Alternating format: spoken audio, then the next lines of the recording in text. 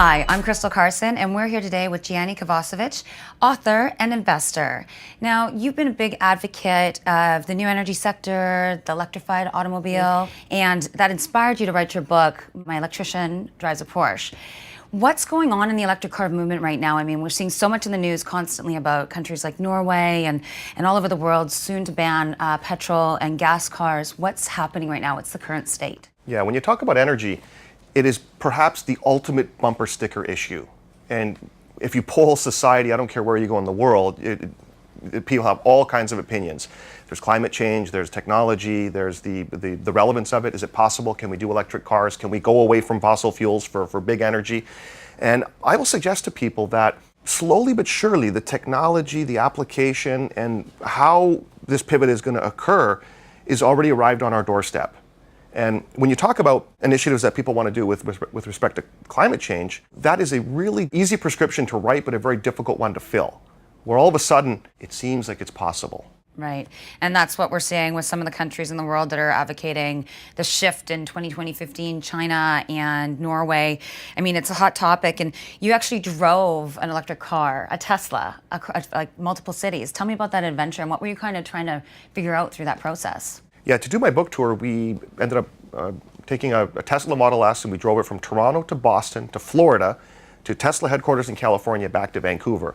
And this was not so much a testimonial for Tesla, it was a way for me to open the door to talk about energy and the fact that the future is now. So within the three buckets of energy, the way we generate energy, the way we transfer it, the way we utilize it, it's all being impacted.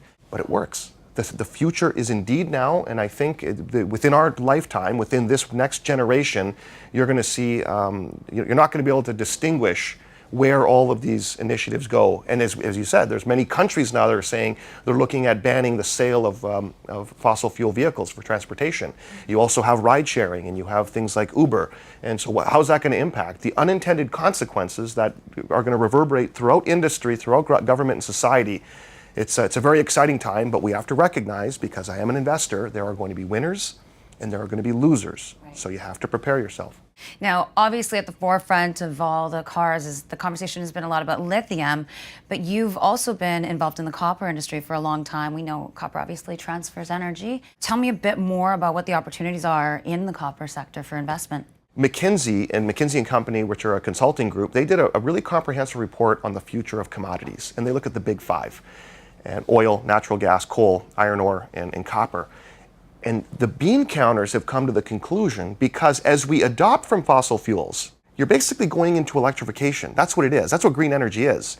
And then if you look at the nuts and bolts of electrification, of course the champion of that is the most abundant economic conductor of electricity, which is copper, and its pervasive use throughout the energy spectrum.